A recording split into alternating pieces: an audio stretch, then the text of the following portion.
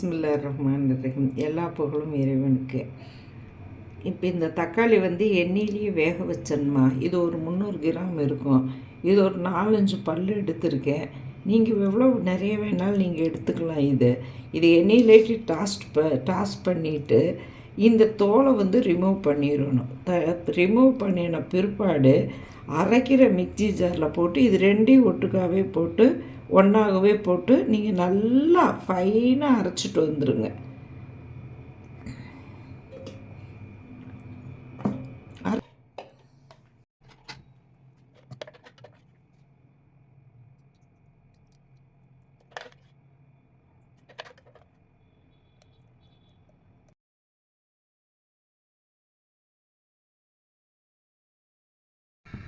மூடி வச்சு கொதிக்க விடலாமா?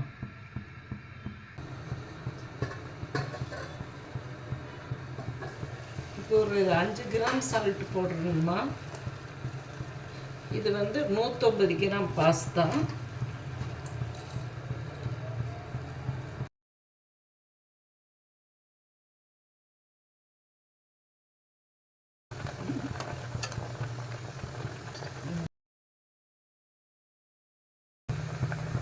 இப்போ இதை எடுத்து 8 நிமிஷம் ஆயிடுச்சுமா.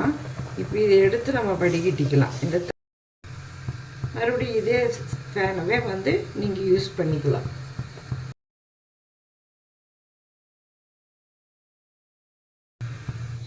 இதில் நல்லெண்ணெய் சேர்த்தி இருக்கிறேன்மா. சீசம் ஆயில் லோவில் வச்சுக்கிட்டு இப்போ நான் இந்த எண்ணெய் ஊற்றி இருக்கிறது ஒரு 50 மில்லி ஊற்றியிருப்பேன். 150 கிராம் பாஸ்தாவுக்கு உங்களுக்கு 25லேருந்து 50 ஊற்றிக்கோங்க. நல்லெண்ணெய் ஊற்றுனதுனால எந்த தப்பும் இல்லை, நீங்கள் ஊற்றிக்கலாம். கூடிச்சு குறையிச்சு அப்படின்னு இல்லாமல் உங்களுக்கு எவ்வளோ தேவையோ அவ்வளோ நீங்கள் ஊற்றிக்கலாம். குறைஞ்சது 25 கிராம் ஊற்றுங்க. இப்போ லோ ஃப்ளேமை லோ ஹையில் வச்சுக்கிட்டு இதை நல்லா டாஸ் பண்ணி விடுங்க. ஆனியன் ஒரு 150 கிராம் நல்லா பொடியாக நீளவாக்கில் தயிர் சட்னிக்கு செய்கிற மாதிரி நல்லா அறுத்து வச்சுக்கோங்க. அறுத்து வச்சுக்கிட்டு அதை போட்டு நல்லா டாஸ் பண்ணுங்க.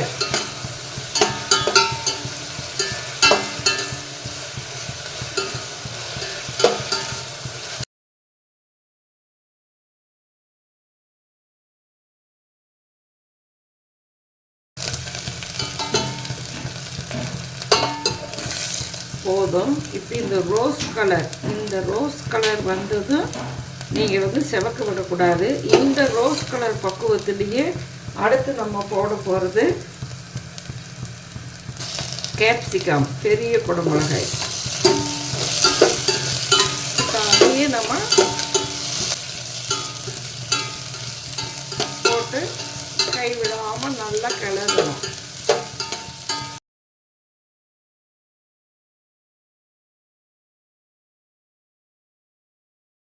இப்போ இதில் ஒரு 100 கிராம் அளவு கேரட்,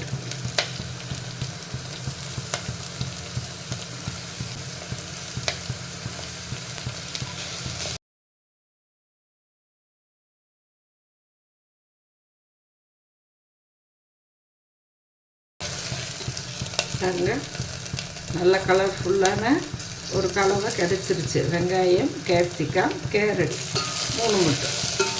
இப்போ நம்ம அடுத்து என்ன சேர்த்த போகிறோம்? நம்ம அரைச்சி வச்சுருக்கிற எண்ணெய் தக்காளியை நம்ம இதில் சேர்த்த போகிறோம். ஃப்ளேம்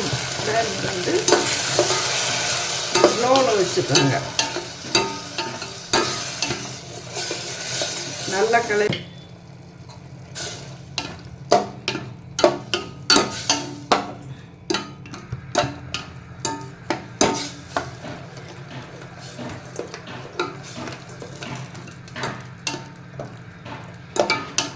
நான் முதல்லையே எண்ணெயில் தக்காளி பழத்தை எண்ணெயில் டாஸ் பண்ணி ஒரு மூடி வச்சு நல்லா முதல்ல நான் அது வேக வச்ச மாதிரி தம் பண்ணிவிட்டு இதில் ராஸ்மல் உங்களுக்கு இருக்காதுமா.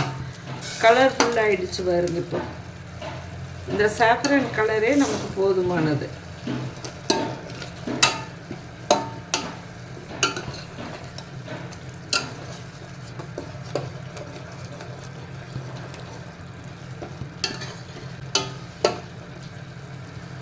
அதுக்கடுத்து இந்த ரெட் சில்லி சாஸு, இதுவும் நான் வீட்டில் எங்கள் சொந்தத்துக்காக நான் செஞ்சு வச்சுருப்பேன். பேஸ்ட்டு பண்ணி நல்லா வேக வச்சு எடுத்து வச்சுருப்பேன். அந்த பேஸ்ட்டு தான்மா இது.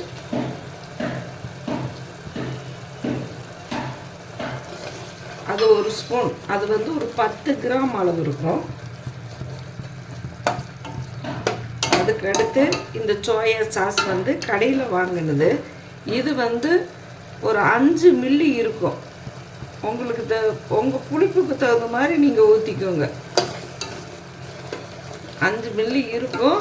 உங்களுக்கு 1 மில்லியிலிருந்து உங்களுக்கு புளிப்பு எப்படி வரும் பிடிக்கும் அப்படிங்கிறத வச்சு நீங்கள் கணக்கு பண்ணி 1 மில்லியிலிருந்து உங்களுக்கு புளிப்புக்கு தகுந்த மாதிரி இது பண்ணிக்கிங்க.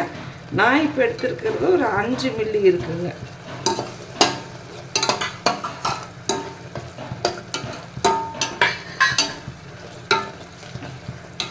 இப்போ கலரும் மாறலை, அதே சாஃப்ரான் கலரில் தான் இருக்குது சோயா ஊற்றின பிற்பாடும்.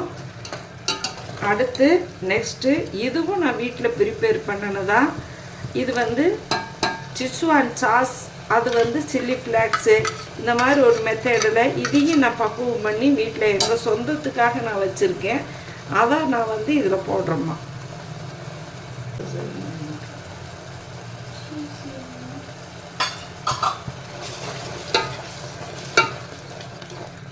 நீங்கள் கடையில் வாங்குறது நீங்கள் வாங்கி யூஸ் பண்ணி நீங்கள் செஞ்சுக்கோங்கம்மா.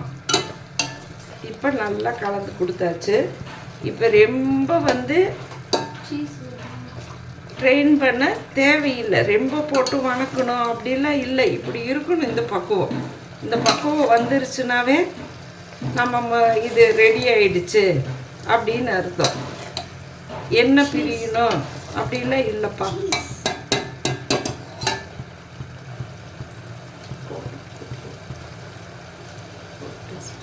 இப்போ நான் இதில் வந்துட்டு ஸ்பெகட்டியை நான் கொட்டுறேன்.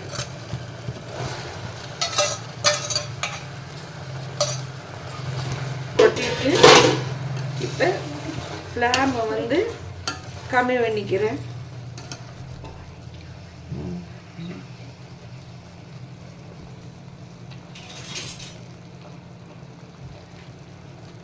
இப்போ இது வந்து நம்ம வந்து ஒரே இதாக வந்து திருப்பணும், உடைய விடக்கூடாது. நமக்கு ரெஸ்டாரண்ட் ஸ்டைலில் வேணும்னா உடைய விடக்கூடாது. இப்படி இப்படி மெதுவாக நான் ஊற்றின எண்ணெய் கரெக்டான எண்ணெய். இந்த எண்ணெய் பக்குவத்துக்கே நீங்கள் செஞ்சு சாப்பிட்லாம். அதனால தான் நான் வந்து நல்லெண்ணெயை நான் காமிச்சிருக்கேன். உங்கள் உடம்புக்கு ஹெல்த்துக்கு நல்லது. பாருங்க,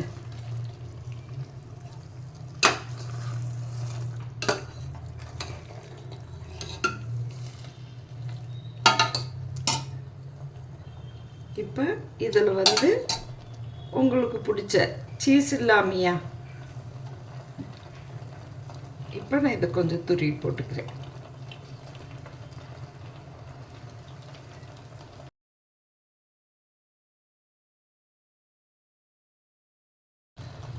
இப்போ நம்ம கடைசியில் தான் வந்து இப்போ நம்ம டேஸ்ட்டு பார்க்க போகிறோம். உப்பு எல்லாமே சரியாக இருக்குது. இப்போ வந்து லோ ஃப்ளேமில் தான் இருந்துகிட்ருக்கு. இப்போ இந்த டிஷ் வந்து இப்போ வந்துட்டு நம்ம இப்போ இதை கலந்து விட்டுட்டு இப்போ டேஸ்ட்டு பார்க்க போகிறோம். உப்பு இருக்கா, காரம் இருக்குது. ஏன்னா நம்ம முதலையே ஸ்பெகட்டிலேயே 5 கிராம் உப்பு போட்டு வேக வச்சுருக்கோம். அப்புறம் என்னுடைய சாஸ்லாம் வந்து நான் உப்பு போட்டு வச்சுருக்கேன்.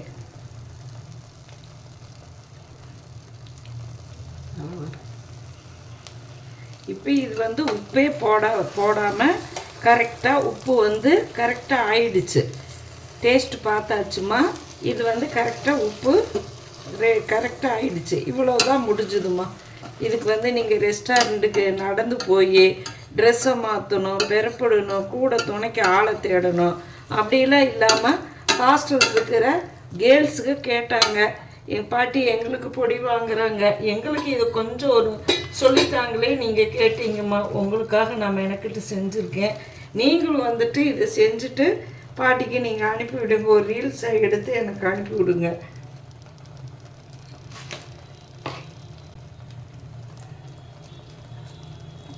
இப்போ இதில் வந்து ஃபைனல் டச்சு. சீஸ் இன்னும் நிறைய வேணும்னு போட்டுக்கலாம். உங்களுக்கு கிரீனரியாக பிடிக்குன்னா போட்டுக்கலாம். பேசில்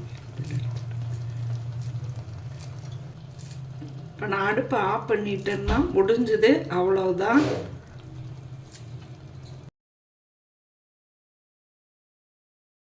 அது துணைக்கு ஆள் இல்லை அப்படின்னு இருக்கும்போது இதை நீங்கள் செஞ்சுக்கலாம். ஹாஸ்டல் வந்து மூடிட்டாங்க, பக்கத்தில் ஃப்ரெண்ட்ஸ் வீட்டில் யாரும் இல்லை எனக்கு வச்சுக்கிறதுக்கு அப்படின்னு சொல்லும்போது நீங்கள் போட்டுக்கலாம். இப்போ இது வந்துட்டு இது வந்து நம்ம இந்த ஒரு டச்சு, அது இல்லாமல் வந்து ஹெல்த்துக்கு நல்லதான். பேசிலுங்கிறது வந்து துளசி, நம்ம வந்து அங்கத்தது வெளிநாட்டோடது சீனி துளசி நீங்கள் சொல்லுவாங்க.